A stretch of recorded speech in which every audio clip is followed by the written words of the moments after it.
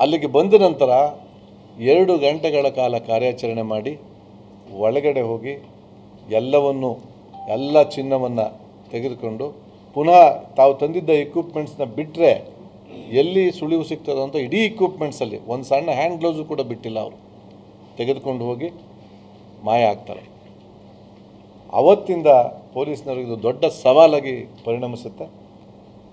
ಆ ಸವಾಲನ್ನು ಸ್ವೀಕರಿಸಿದ ದಾವಣಗೆರೆ ಪೊಲೀಸರು ಇವತ್ತು ಅದನ್ನು ಪತ್ತೆ ಹಚ್ಚಿದ್ದಾರೆ. ಭಾಳ ಇಂಟ್ರೆಸ್ಟಿಂಗ್ ಅಂತ ಹೇಳಿದ್ರೆ ಇದು ನಮಗೂ ಕೂಡ ನಂಬೋದಕ್ಕೆ ಫಸ್ಟ್ ಟೈಮ್ ನಾನು ನನ್ನ ವೃತ್ತಿ ಜೀವನದ ಅನುಭವದಲ್ಲಿ ಹೇಳ್ತೀನಿ. ಇಡೀ ಚಿನ್ನವನ್ನು 17.5 kg ಚಿನ್ನವನ್ನು ಸ್ವಲ್ಪ ಭಾಗವನ್ನು ಮಾತ್ರ ತೆಗೆದುಕೊಂಡು ಒಂದು ಸೇಫ್ನ ಪರ್ಚೇಸ್ ಮಾಡ್ತಾನೆ ವಿಜಯ್ ಕುಮಾರ್. ತನ್ನ ನೇಟಿವ್ ಪ್ಲೇಸ್ಗೆ ಹೋಗ್ತಾನೆ.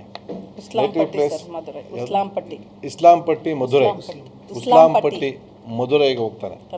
ಅಲ್ಲಿ ತಮಿಳ್ನಾಡಲ್ಲಿ ತೋಟದ ಮನೆ, ಇವರ ಪೂರ್ವಿಕರ ತೋಟದ ಮನೆ ಒಂದು ಕಾಡು ಥರ ಇದೆ. ಆ ಕಾಡಿನಲ್ಲಿ ಒಂದು ಬಾವಿ, ಸುಮಾರು 15 ಅಡಿ ಆಳದ ನೀರು. ಅದರ ಕೆಳಗಡೆ 15 ಅಡಿ ಆಳದಲ್ಲಿ ನೀರಿರುತ್ತೆ.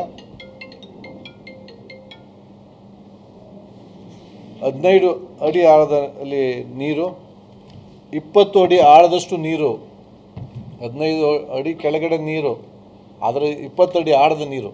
ಅದರಲ್ಲಿ ಇಡೀ ಚಿನ್ನವನ್ನು, ಸುಮಾರು 16 kg ಚಿನ್ನವನ್ನು ಅವನು ಬಚ್ಚಿಟ್ಟು ಆ ಸೇಫಲ್ಲಿಟ್ಟು ಕೆಳಗಡೆ ಬಿಡ್ತಾನೆ.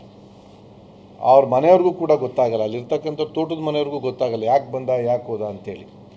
ಈ ಪ್ರಕರಣ ಪತ್ತೆಯಾದ ನಂತರ ನಮಗೆ, ನಾನು ಈಗಾಗಲೇ ಹೇಳಿದೆ, ನಾವು ಇಲ್ಲಿ ಹೇಳಲಾಗದ ಕೆಲವು ತಾಂತ್ರಿಕ ಅಂಶಗಳ ಆಧಾರದ ಮೇಲೆ ಭಾಳ ಚಾಕಚಕ್ಯತೆಯಿಂದ SP ಅವರ ನೇತೃತ್ವದಲ್ಲಿ, ನಮ್ಮ ಅಡಿಷನಲ್ SP ಗಳವರ ಸೂಪರ್ವಿಷನ್ನಲ್ಲಿ ASP ಚನ್ನಗಿರಿ ಮತ್ತು DYSP ಗ್ರಾಮಾಂತರ ಇವರ ಒಂದು ಕಾರ್ಯಕ್ಷಮತೆಯಿಂದ ಎಲ್ಲ ಏನು ಇಲ್ಲಿ ಸಿಬ್ಬಂದಿಗಳಿದ್ದಾರೆ ಇವರೆಲ್ಲರೂ ಭಾಳ ಶ್ರಮಪಟ್ಟು ಆ ಒಂದೇ ಒಂದು ಸಣ್ಣ ಕ್ಲೂ ಹಿಡಿದು ಆ 5 ಜನನ ಮೊದಲು ಹಿಡಿತಾರೆ. ಮೊದಲು ವಿಜಯ್ ಕುಮಾರ್, ಅಜಯ್ನ ಹಿಡಿತಾರೆ, ವಿಚಾರಣೆ ಮಾಡ್ತಾರೆ. ವಿಚಾರಣೆ ಮಾಡಿದಾಗ ಈಗಾಗಲೇ ಗೊತ್ತಾದಂಗೆ ಅವ್ರ ಕೈಲಿದ್ದಂಥ 290 ಗ್ರಾಮ್ನಷ್ಟು ಚಿನ್ನ ಸಿಗುತ್ತೆ. ವಿಚಾರಣೆ ಮಾಡಿದ ನಂತರ ಅವರು ಅಲ್ಲಿಗೆ ತಮಿಳುನಾಡಿಗೆ ಹೋಗಿ ಬಾವಿ ಒಳಗಡೆ ಇಟ್ಟಿದ್ದಂತಹ ಸೇಫನ್ನು ತೆಗೆದು ಚಿನ್ನವನ್ನು ಹಾಜರುಪಡಿಸಿದ್ದಾರೆ. ತುಂಬ ಕಷ್ಟ ಆಯಿತು ಸರ್ ಎಕ್ಸ್ಪರ್ಟ್ಸ್ ವಿಮರ್ಶೆ. ಯಾಕಂದರೆ ಅದು ಮೇಲ್ಗಡೆ ಬಾವಿ ಏನಿದೆ, ಬಾವಿ ನೀರಿರೋದೇ 15 ಅಡಿ ಕೆಳಗಡೆ, ಅದ್ರ ಕೆಳಗಡೆ 20 ಅಡಿ ನೀರು. ಮೆಟ್ಲಿಲ್ಲ ಬಾವಿಗೆ. ನಾರ್ಮಲ್ಲಾಗಿ ತೋಟದ ಬಾವಿಗಳಿಗೆ ಮೆಟ್ಲು ಮಾಡಿರ್ತಾರೆ, ಆ ಬಾವಿಗೆ ಮೆಟ್ಲು ಕೂಡ ಇಲ್ಲ. ಒಂದು ಮೋಟ್ರ್ ಇಡೋದಕ್ಕೆ ಒಂದು ಸಣ್ಣ ಇದ್ರ ಥರ ಮಾಡಿರೋದು ಬಿಟ್ಟರೆ ಮೆಟ್ಲುಗಳಿಲ್ಲ. ಅಂತಹ ಬಾವಿಯಲ್ಲಿ ಇಟ್ಟಿದ್ದಂತಹ ಎಲ್ಲ ಏನು ಸೇಫ್ ಇತ್ತೋ ಆ ಸೇಫಲ್ಲಿ ಇಟ್ಟಿದ್ದಂಥ ಚಿನ್ನವನ್ನು ರಿಕವರಿ ಮಾಡಿದ್ದಾರೆ. ಸುಮಾರು 17 kg ಚಿನ್ನ. ಅವರು 17.5 kg ಚಿನ್ನಕ್ಕೆ ಕಂಪ್ಲೇಂಟ್ ಇದೆ. 17 kg ಚಿನ್ನವನ್ನು ಅವರು ರಿಕವರಿ ಮಾಡಿದ್ದಾರೆ. ಈ ಒಂದು ಪತ್ತೆ ಕಾರ್ಯ ಅಪರೂಪದ ಪತ್ತೆ ಕಾರ್ಯ, ರೇರೆಸ್ಟ್ ಆಫ್ ರೇರ್. ಇದನ್ನು ಪರಿಗಣಿಸಿ ನಮ್ಮ ಮಾನ್ಯ ಗೃಹ ಸಚಿವರು ಇಡೀ ತಂಡಕ್ಕೆ ಅಪ್ರಿಷಿಯೇಟ್ ಮಾಡಿ ನಗದು ಬಹುಮಾನವನ್ನು ಕೊಡೋದಲ್ಲದೆ ಈ ಟೀಮ್ನ 10 ಜನಕ್ಕೆ ಮುಖ್ಯಮಂತ್ರಿಗಳ ಚಿನ್ನದ ಪದಕವನ್ನು ಕೊಟ್ಟಿದ್ದಾರೆ. ನಾನು ಅವರಿಗೆ ಕೃತಜ್ಞತೆಯನ್ನು ಸಲ್ಲಿಸ್ತೇನೆ. ಅದೇ ರೀತಿ ನಮ್ಮ DG ಮತ್ತು IGP ಸಾಹೇಬರು ಬಹುಮಾನವನ್ನು ಘೋಷಣೆ ಮಾಡಿದ್ದಾರೆ, ನಗದು ಬಹುಮಾನವನ್ನು. ಅವರಿಗೂ ಕೂಡ ನಾನು ಕೃತಜ್ಞತೆಯನ್ನು ಸಲ್ಲಿಸ್ತೇನೆ. ಇಡೀ ಕಾರ್ಯಾಚರಣೆಯ ವೇಳೆ ನಮ್ಮ ಬೆನ್ತಟ್ಟಿದಂತಹ ನಮ್ಮ ADG ಕಾನೂನು ಮತ್ತು ಸುವ್ಯವಸ್ಥೆ ಮತ್ತು ಹಿರಿಯ ಅಧಿಕಾರಿಗಳಿಗೆ ನಾನು ಕೃತಜ್ಞತೆಯನ್ನು ಸಲ್ಲಿಸ್ತೇನೆ.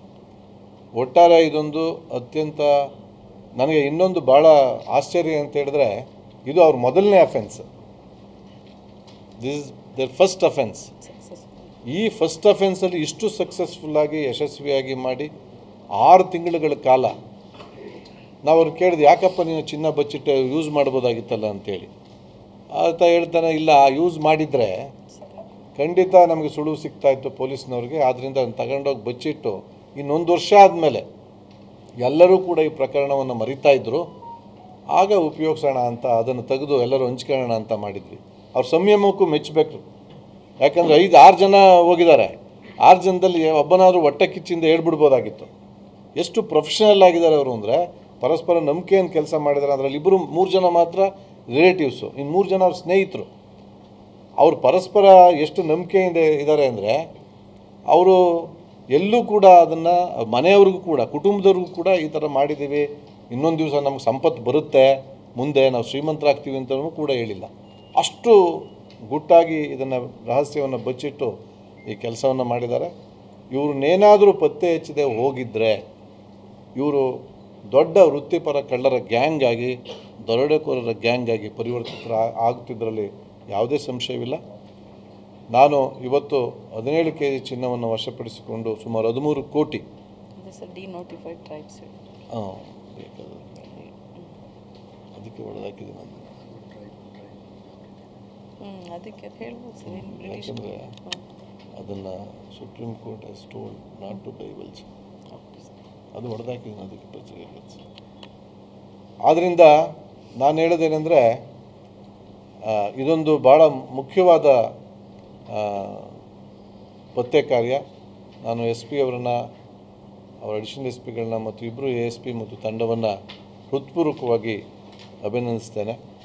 ಇದು ಸಾರ್ವಜನಿಕರಲ್ಲೂ ಸಹ ಪೊಲೀಸ್ನವರು ನಿಜವಾಗ್ಲೂ ಒಂದು ಕಷ್ಟಪಟ್ಟು ಕೆಲಸ ಮಾಡಿದ್ದಾರೆ ಎನ್ನುವ ಅಭಿಮಾನವನ್ನು ಮೂಡಿಸ್ತದೆ ಅಂತ ಭಾವಿಸಿದ್ದೇನೆ.